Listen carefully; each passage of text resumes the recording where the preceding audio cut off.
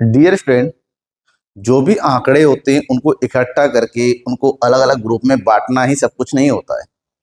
समझोगे कैसे, पढ़ोगे कैसे, और एक व्यवस्थित क्रम तो होना चाहिए। चलो, व्यवस्थित क्रम हमें पता चल गया क्लासिफिकेशन ऑफ डेटा में, लेकिन जो व्यवस्थित क्रम में कहीं पर हमें रिप्रेजेंट करना है वो रिप्रेजेंटेशन कैसे होगा। रिप्रेजेंटेशन यानी कि प्रस्तुतिकरण। तो आंकड़ों को इकट्ठा करने के बाद उनको उनकी क्वालिटी के अकॉर्डिंग अलग अलग ग्रुप में बांटा जाता है, सीरीज तैयार किया जाता है और उसी आधार पर उसको रिप्रेजेंट किया जाता है सारणी में, या फिर कई तरीके से, या टेबुलर फॉर्म में, या फिर ग्राफिकल फॉर्म में, या फिर पिक्टोग्राफ में, जैसा भी हो। तो इस प्रोसेस को, इसको आंकड़ों को अलग अलग रूप में प्रस्तुत करने के इस प्रोसेस को बोलते हैं आंकड़ों का प्रस्तुतिकरण। तो आज की इस क्लास में हम आंकड़ों के प्रस्तुतिकरण के बारे में पढ़ेंगे और साथ ही ये पढ़ेंगे आखिर टेबल किस तरह से तैयार किया जाता है। आंकड़ों को जहां प्रस्तुत किया जाता है, जिस टेबल को बना के, उसको बोलते हैं टेबुलेशन यानी कि सारणीयन। ये कितने प्रकार के होते हैं, कैसे तैयार होता है, इन सब चीजों के बारे में हम बात करेंगे। चलिए शुरुआत करते हैं आज की क्लास की, जहां पर हम सबसे पहले पढ़ेंगे कि आंकड़ों का प्रस्तुतिकरण आखिर कितने प्रकार से होता है। अगर प्रकार की बात करते हैं, इसको बेसिकली 3 प्रकार में दिखाया जा सकता है। सबसे पहला तो इसमें एक प्रकार और मान लूं जो सबसे बहुत ही कम होता है, वो है टेक्स्ट फॉर्म में। ठीक है, हालांकि इसका मतलब होता है लिख कर, और जब आंकड़े जुटाया जाता है ना, वो लिख कर ही जुटाया जाता है। ठीक है, अब बहुत सारा डेटा को किस प्रकार से लिखोगे तो बहुत सारे पेजेस बढ़ जाएंगे, तो ये सुविधाजनक फॉर्म नहीं है। तो इंपॉर्टेंट है आंकड़ों को टेबल बना के, आंकड़ों को चित्र बना के, डायग्राम, इसमें ग्राफ, और ग्राफ यानी कि रेखा चित्र बना के। तो 3 तरीके से आंकड़ों को प्रस्तुत कर सकते हैं, by using table, by using diagram और ग्राफ्स। चलिए इनकी बात करते हैं। डायग्राम और ग्राफ्स के लिए अलग से क्लासेस होंगी, अलग से वीडियोस आएंगे। आज की इस क्लास में हम टेबुलेशन प्रेजेंटेशन के बारे में पढ़ेंगे कि सारणीयन क्या होती है, सारणी कैसे तैयार किया जाता है, इसका फॉर्मेट क्या है, इन सब चीजों के बारे में। तो जब हम सारणी की बात करते हैं, मतलब कॉलम तथा पंक्तियों का व्यवस्थित रूप सारणी कहलाता है। मतलब साफ है, जैसे ही हम हमारे सभी आंकड़ों को, सारणी का मतलब होता है आंकड़ों को खानों या पंक्तियों के रूप में प्रस्तुत करते हैं। जैसे हमारे पास हमारे पास एक है कक्षा, कक्षा में हमें दिखाना है एक जगह बॉयज को और फिर दिखाना है गर्ल्स को। तो जब हम इस तरह से टेबल तैयार करते हैं ना, ये टेबल, ये हो गया रोज, ये हो गया कॉलम, तो इससे क्या बनते हैं, सेल्स बन जाते हैं, ब्लॉक्स बन जाते हैं। तो कक्षा 1 में बॉयज है 20, गर्ल्स है 24। तो इस तरह के प्रेजेंटेशन को हम टेबुलर प्रेजेंटेशन के नाम से जानते हैं। ठीक है, सारणीयन बोलते हैं इसको। तो टेबल का मतलब होता है कॉलम और पंक्तियों का व्यवस्थित रूप, और सारणीयन यानी कि टेबुलेशन का मतलब होता है आंकड़ों को टेबल के रूप में प्रस्तुत करने की प्रक्रिया। ब्लेयर ने कहा है कि सारणीयन विस्तृत अर्थों में कॉलम और पंक्तियों के रूप में आंकड़ों का क्रमबद्ध व्यवस्था है, क्रमबद्ध प्रस्तुतिकरण है। मतलब सिंपल सा टेबल बना के जब आंकड़ों को शो करेंगे, रिप्रेजेंट करेंगे। तो यहाँ पर बात आती है, तो बात तो वही है जो हमने वर्गीकरण में पढ़ा था। तो वर्गीकरण में और सारणीकरण में क्या डिफरेंस है, what is the difference between the classification and tabulation. तो वर्गीकरण में सबसे पहली बात तो है, वर्गीकरण में आंकड़ों को उनके गुणों के आधार पर वर्गीकृत किया जाता है, जबकर यहाँ पर वर्गीकरण करने के बाद ही सारणी तैयार की जाती है। मतलब वर्गीकरण का आधार होता है गुण और टेबुलेशन का आधार होता है वर्गीकरण, क्योंकि जब तक वर्गों में बांटोगे नहीं तब तक टेबल बना नहीं सकते। नंबर 2, वर्गीकरण में आंकड़ों को उनकी समानता और असमानता के अनुसार विभिन्न वर्गों में बांटा जाता है, और सारणीयन में वर्गीकृत आंकड़ों को रेखाओं या टेबल के रूप में प्रस्तुत किया जाता है। वर्गीकरण सांख्यिकी विश्लेषण का एक विधि है, ये विश्लेषण करने की विधि है, एनालाइज करने की विधि है, जबकि यहाँ केवल और केवल आंकड़ों का प्रस्तुतिकरण किया होता है। इसमें एनालाइज, इसके माध्यम से आगे जाके एनालिसिस किया जाएगा। वर्गीकरण के अंतर्गत आंकड़ों को वर्गों और उपवर्गों में बांटा जाता है, जबकि सारणीकरण के अंतर्गत आंकड़ों को शीर्षकों और उपशीर्षकों के अंदर लिखा जाता है। तो ये थोड़ा सा डिफरेंस है, डिफरेंस जानना जरूरी है एग्जामिनेशन को मद्देनजर रखते हुए। अब बात यह है कि टेबुलेशन क्यों जरूरी है, क्या महत्व है, इसके क्या गुण है। जब टेबुलेशन के गुणों की बात करते हैं तो सबसे पहली बात तो है टेबुलेशन पर्याप्त किंतु छोटा आकार, मतलब कम जगह पर ज्यादा से ज्यादा आंकड़ों को रिप्रेजेंट किया जाता है। ये दिखने में आकर्षक होता है, अट्रैक्टिव होता है, कलरफुल होता है, सिंपल लाइन बनाई जाती है अलग अलग फॉन्ट के, तो दिखने बड़ा अट्रैक्टिव होता है। ठीक है, आंकड़ों को सरलीकृत किया जाता है, मतलब बहुत ही जटिल आंकड़ों को सरल रूप में रिप्रेजेंट किया जाता है। समय की बचत होती है, कम समय में हम केवल देख के ही आंकड़ों को तुरंत पता चल जाता है। समस्याओं का ज्ञान हो जाता है कि कौन सी प्रॉब्लम आखिर है, हमें कौन सा रिजल्ट इससे निकालना है। तुलना करने, सबसे इंपॉर्टेंट, तुलना करने में सहायक है। अलग अलग आंकड़ों के बीच में अलग समय के एक कंपनी का दूसरे कंपनी के साथ, ठीक है, एक एरिया का दूसरे एरिया के साथ हम आसानी से आंकड़ों का क्या कर सकते हैं, तुलना कर सकते हैं। तो तुलनात्मक रूप में टेबुलेशन सबसे ज्यादा जरूरी है कि इसी के माध्यम से हम आगे जाके कंपैरिजन का जो प्रोसेस है वो पूरा करते हैं। अशुद्धियों की जांच, इसके अंतर्गत हम जो जो भी हमारे पास गलतियां होती हैं, एरर्स होती हैं, उसको जांच सकते हैं, उसको पता कर सकते हैं, उसकी एरर निकाल सकते हैं। आगे हम बात करते हैं टेबल उत्तम सारणी के आवश्यक, जो हम टेबल बनाते हैं ना, जो भी सारणी तैयार करते हैं उस सारणी के गुण कौन कौन से हैं। जब हम सारणी की बात करते हैं, सबसे पहले सारणी का आकार उचित होना चाहिए। बहुत बड़ा नहीं बनाना है, बहुत छोटा नहीं बनाना है। बहुत बड़ा बना दिया तो क्या फायदा, छोटे से डेटा को बहुत बड़े एरिया में रिप्रेजेंट कर रहे हो, इसका कोई फायदा नहीं है। बहुत छोटा बना दोगे तो किसिर पिसिर हो जाएगा, समझ में कुछ आने वाला है ही नहीं। उसके अनुसार सारणी हमेशा अपने उद्देश्य के अनुसार बना चाहिए कि हमारा उद्देश्य क्या है, किस लिए हम सारणी को तैयार, उद्देश्य को नहीं भूलना है। जैसा हमारा ऑब्जेक्टिव होगा उसी के अकॉर्डिंग हमें अपने टेबल को रिप्रेजेंट करना होगा। टेबुलेशन बिल्कुल क्लियर होना चाहिए, बिल्कुल स्पष्ट होना चाहिए, साफ सुथरा होना चाहिए। जिस चीज को रिप्रेजेंट करना है वो चीज क्लियरली वहां पर रिप्रेजेंट होना जरूरी है।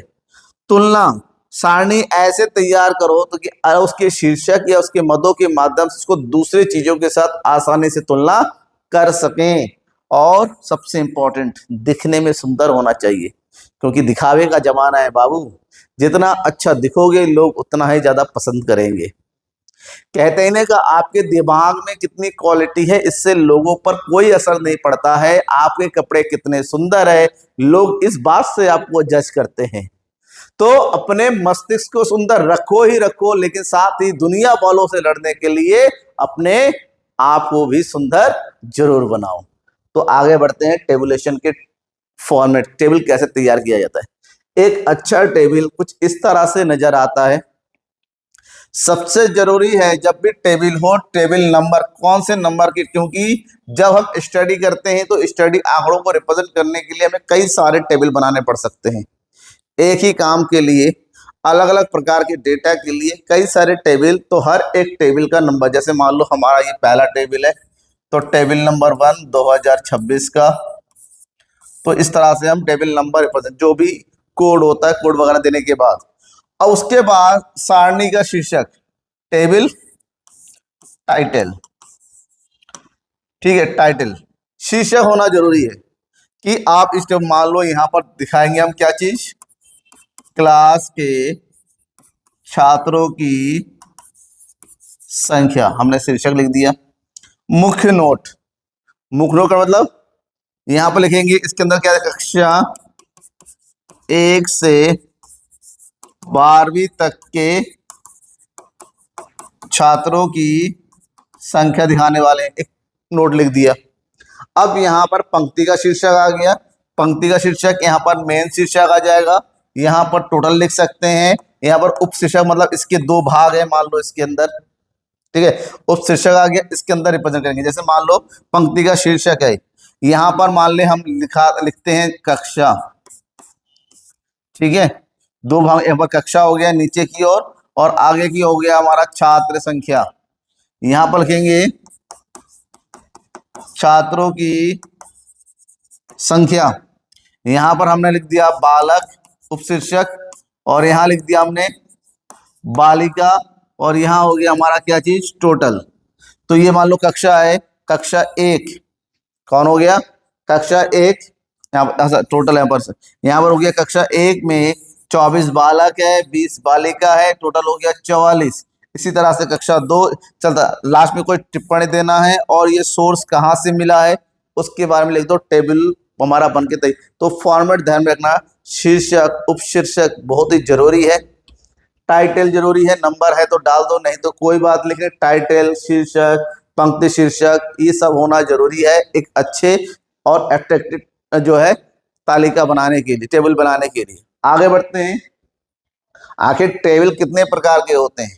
तो ये देखो पूरा का पूरा जितने टाइप बना सकते हैं आपके सामने एकदम वन शॉट वे में रिप्रेजेंट किया गया है।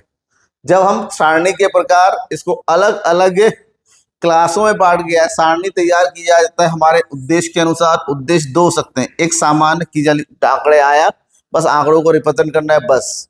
दूसरा होता है विशेष उद्देश्य की आंकड़ों को रिप्रेजेंट करने के पीछे हमारे पास कोई मकसद है, कोई उद्देश्य है। जब विशेष उद्देश्य होता है तो जैसे छात्रों की संख्या सामान्य उद्देश्य हो गया, हर क्लास में 90% से ऊपर के बच्चों की संख्या तो विशेष उद्देश्य हो गया। मतलब जहां पर हम सबको, यहाँ पर सबको रिप्रेजेंट किया, यहाँ पर इसमें से छांट के कुछ को रिप्रेजेंट किया जाता है। बनावट के आधार पर, बनाने के तरीके का अकॉर्डिंग, बनावट के आधार पर दो प्रवर्गों में एक सरल सारणी बनता है, बिल्कुल सिंपल, एक शीर्षक उपशीर्षक के साथ। जटिल सारणी जिसमें बहुत सारा डेटा एक साथ अलग अलग वर्गों में रिप्रेजेंट किया जाता है। तो जटिल सारणी को भी 3 वर्गों में बांटा जाता है, द्विगुणी जहां पर 2 गुणों को रिप्रेजेंट किया जाता है, त्रिगुणी जहां पर 3 गुणों को रिप्रेजेंट किया जाता है, और जब 3 से ज्यादा होता है तो उसको बोलते हैं बहुगुणी सारणी यानी कि मैनीफोल्ड। मौलिकता, डेटा जैसा है वैसे रिप्रेजेंट कर दिया तो मौलिक सारणी, उसको अपने उद्देश्य के थोड़ा सा कन्वर्ट कर दिया तो व्युत्पन्न सारणी बोलते हैं। चलो इन सबको एग्जाम्पल के साथ समझाऊंगा तो आपको अच्छे से समझ में आएगा। एग्जाम्पल के साथ पढ़ते हैं। सबसे पहला है उद्देश्य के आधार पर तैयार किया गया सारणी। जब उद्देश्य के आधार पर सारणी तैयार किया जाता है, ऐसी सारणी जिसका कोई विशेष उद्देश्य नहीं होता है और केवल आंकड़ों को रिप्रेजेंट करना ही हमारा उद्देश्य होता है, तो उसको बोलते हैं सामान्य उद्देश्य वाली सारणी। क्रॉक्सटन एंड काउडन ने कहा, सामान्य उद्देश्य वाली सारणी का प्राथमिक एवं एकमात्र उद्देश्य मांगों को इस प्रकार रखना होता है कि व्यक्तिगत पद पाठक द्वारा शीघ्र ही ढूंढा जा सके। जैसे फॉर एग्जाम्पल, इसके एग्जाम्पल की अगर हम बात करते हैं, जैसे हमें सारणी तैयार करना है, जैसे हमने कहा छात्रों की संख्या रिप्रेजेंट कर दिया, छात्रों की संख्या, तो यहां पर हो गया हमारे पास कक्षा, यहां पर हमने शो कर दिया बॉयज को, यहां पर रिप्रेजेंट कर दिया गर्ल्स को, यहां पर आ गया टोटल, ठीक है। यहाँ पर वो क्लास 9th, यहाँ पर हो गया क्लास 10th, तो 9th में हो गया 45 बॉयज और गर्ल्स हो गए 25, टोटल हो गया 70। 10th में हो गया हमारे पास 37 बॉयज और यहाँ पर हो गया 29 गर्ल्स, टोटल हो गया 666। तो यहाँ पर इसको बोलते हैं छात्रों की संख्या रिप्रेजेंट किया जाता है सामान्य सारणी। लेकिन जब सारणी को बनाने के पीछे कोई विशेष उद्देश्य होता है, किसी स्पेसिफिक चीजों को रिप्रेजेंट करना होता है, तो यहाँ पर सारे डेटा ना होके केवल उसी डेटा को लिया जाता है जिससे हमारे उद्देश्य पूरे होते हैं। जैसे हमने रिप्रेजेंट बनाना है क्लास 10th रिजल्ट, ठीक है। तो यहां पर हम लिखेंगे ग्रेड, यहां पर देखेंगे 9 10 सभी संख्या सारे बच्चे आ रहे थे, और यहां पर हमने रिप्रेजेंट कर दिया ग्रेड, यहां पर लिख दे रहे हैं नंबर ऑफ स्टूडेंट, ठीक है। ग्रेड मतलब यहां पर लिखेंगे first division, second division, third division and fail. First division 24 हो गया, सेकेंड डिवीजन में 20 हो गया, थर्ड डिवीजन में 12 हो गया, फेल 0 हो गया। तो ये जो सारणी हमने तैयार किया, यहाँ पर केवल क्लास 10th के रिजल्ट को रिप्रेजेंट किया है, केवल क्लास 10th को। स्पेसिफिक डेटा है, तो स्पेसिफिक डेटा को जिस तालिका से रिप्रेजेंट किया जाता है उसको बोलते हैं विशेष उद्देश्य वाली सारणी। और कोई सारणी जो केवल नॉर्मली ऐसे ही रिप्रेजेंट कर दिया जाता है, केवल डाटा को अच्छे से दिखने के लिए, उसको बोलते हैं सामान्य उद्देश्य वाली सारणी। समझ में आ गया होगा। अब आगे बढ़ते हैं, बनावट के आधार पर बनाना, सारणी तो बनता है जहां देखो वहीं पर टेबल और रोज और कॉलम में ही रिप्रेजेंट किया जाता है। ठीक है। अगर खड़े सीधा में दिखाओगे तो वो कॉलम बन गया, ऐसे दिखाओगे तो पंक्ति हो गया, मतलब आपका, ठीक है, रोज हो गया। तो रोज और कॉलम, लेकिन बनावट के आधार पर जो सारणी दो प्रकार के होते हैं, एक सरल सारणी होता है और एक जटिल सारणी होता है, सिंपल और कॉम्प्लेक्स। तो जब सिंपल के मतलब होता है जब हमें किसी सारणी को केवल एक गुण को रिप्रेजेंट करना है, केवल एक गुण को। तो जैसे हमारे पास ये आ गया, इसमें केवल एक ही गुण की तुलना की जाती है, भारत के विभिन्न राज्यों की जनसंख्या को रिप्रेजेंट करना है। तो यहाँ पर लिख दिया हमने राज्य, यहाँ पर लिख रहे हैं राज्यों की जनसंख्या, केवल जनसंख्या को रिप्रेजेंट कर रहे हैं। तो उत्तर प्रदेश में हमने मान लीजिए 16 करोड़ जनसंख्या है, ठीक है, कितना है, 16 करोड़। उत्तराखंड में मान लेते हैं 2 करोड़ है, मध्य प्रदेश में मान लेते हैं जो है 8 करोड़ है, महाराष्ट्र में मान लेते हैं जो है 10 करोड़ है। एस्टिमेट हो गया, मैंने अनुमान किया, एग्जैक्ट नहीं है ये बेटा, ठीक है। तो यहाँ पर जो रिप्रेजेंटेशन होता है वो सरल सारणी में होता है, लेकिन हर बार ऐसा नहीं होता है। हर बार ऐसा नहीं केवल एक ही गुण को रिप्रेजेंट करना होता है, एक से ज्यादा गुण जहां पर आ जाते हैं तो उसको बोलते हैं जटिल सारणी। जब सारणी में हम दो गुणों को एक साथ रिप्रेजेंट करते हैं तो उसको बोलते हैं द्विगुणी, यानी कि डबल टेबल, द्विगुणी टेबल, डबल टेबल। तो यहां पर हम देखिए जनसंख्या ही रिप्रेजेंट कर रहे हैं, तो पहला गुण तो यह हो गया कि हम जनसंख्या रिप्रेजेंट कर रहे हैं। दूसरा गुण हो गया जनसंख्या को किस आधार पर, लिंग के आधार पर, जेंडर वाइज रिप्रेजेंट कर रहे हैं, जनसंख्या और लिंग। उत्तर प्रदेश में टोटल 16 करोड़ जो है आबादी है, 16 करोड़ में 12 करोड़ जो है, सॉरी 9 करोड़ पुरुष है, 7 करोड़ स्त्रियां हैं। उत्तराखंड में टोटल 2 करोड़ है, जहां पर आपका 1.2 करोड़ जो है पुरुष है और 0.8 करोड़ जो है महिला है, तो टोटल हो गया 2 करोड़। तो यहां पर हमारे पास टोटल नंबर भी हो गया, जेंडर के अकॉर्डिंग इसको बांट भी दिया, तो इसको बोलते हैं द्विगुणी। लेकिन जब 2 से ज्यादा गुण हो जाते, 3 गुण आते हैं, देखिए यहां पर जनसंख्या के जनगणना, जनसंख्या, यहां पर जनसंख्या का रिप्रेजेंट कर रहे हैं, ठीक है। यहां पर हमारे पास कुल आ गया, लिंग भी आ गया, जनसंख्या भी आ गया, उसका जेंडर भी हो गया, देखिए यहां पर हो गया जेंडर, और साथ ही साथ हमारे पास एजुकेशन भी हो गया, लिटरेट कितना है। सेम भाई उत्तर प्रदेश में टोटल 16 करोड़ लोग हैं, 16 करोड़ लोग रहते हैं, इसको अलग अलग वर्गों में बांटो, ठीक है। पुरुष कितने हैं, महिला कितना है, उसमें लिख देंगे। जैसे 9 करोड़ पुरुष है तो यहाँ 9 करोड़ पुरुष हो जाएगा, 7 करोड़ हमारी महिला हो जाएंगी। 9 करोड़ में से हमारे पास जो है लगभग 5 करोड़ शिक्षित है, 6 करोड़ शिक्षित है, 3 करोड़ अशिक्षित है। महिलाओं में से हमारे पास लगभग 5 करोड़ शिक्षित है, 2 करोड़ अशिक्षित है। तो यहाँ पर देखिए एक साथ हमने 3 फीचर को रिप्रेजेंट किया है, तो इसको बोलते हैं त्रिगुणी। अब अगर डेटा में 3 से ज्यादा गुण हो, तो 3 से ज्यादा गुण को जहां रिप्रेजेंट किया जाता है उसको बोलते हैं बहुगुणी सारणी, यानी कि मैनिफोल्ड टेबल। जैसे यहाँ पर भाई सेम जनसंख्या रिप्रेजेंट करना है, लिंग आ गया, एजुकेशन आ गया, और साथ ही साथ हमारे पास क्या आ गया, आयु भी, 1 2 3 और जनसंख्या 4 गुण को रिप्रेजेंट कर रहे हैं। तो ऐसे टेबल को हम बोलते हैं मैनिफोल्ड। तो योग्य बनावट के आधार पर। अगर आगे बढ़ते हैं, सबसे लास्ट मौलिकता के आधार पर, जब डाटा इकट्ठा किया जाता है तो वो ओरिजिनल डेटा होता है। तो ओरिजिनल डेटा को जैसा है वैसा ही अगर रख देते हैं तो उसको हम बोलते हैं मौलिक सारणी, ओरिजिनल टेबल। जैसे हमने उत्तर प्रदेश की जनसंख्या है 16.28 करोड़, उत्तराखंड की जनसंख्या है 2.19 करोड़, मध्य प्रदेश की जनसंख्या है 10.13 करोड़, महाराष्ट्र की जनसंख्या है 11.29 करोड़, ठीक है। ये जैसा है वैसे ही लिख दिया। लेकिन जब इसी नंबर को हम अपने उद्देश्य को पूरा करने के लिए थोड़ा सा चेंज कर देते हैं, इसको ड्राइव कर लेते हैं अपने पर्सनल पर्पस को पूरा करने के लिए, तो उत्तर प्रदेश की जनसंख्या को हमने राउंड अप करके 16 कर लिख दिया, इसको 2 लिख दिया, इसको 10 लिख दिया, इसको 11 लिख दिया, तो यहां पर हमने चेंज कर दिया, पॉइंट को हटा दिया, राउंड फिगर में लिख दिया। तो डेटा को अपने उद्देश्यों की पूर्ति के लिए थोड़ा सा परिवर्तन अगर कर दिया जाता है, बदल दिया जाता है, तो उसको जो है व्युत्पन्न यानी कि ड्राइव्ड टेबल के नाम से उसको जानते हैं। अब बात है कि आपको किस तरह का डेटा रिप्रेजेंट करना है, उसी बात पर टेबल बनेगा। ठीक है ना, समझ में आ गया प्रस्तुतिकरण क्या होता है, सारणी कैसे तैयार की जाती है। कोई भी डाउट है, कहीं पर भी कुछ लगा कि आपके मन में कुछ रह गया है, तो जरूर पूछिएगा कमेंट बॉक्स पे, कमेंट करके कंजूसी नहीं करना है पूछने में। और एक बात और, लाइक करके शेयर कर दो।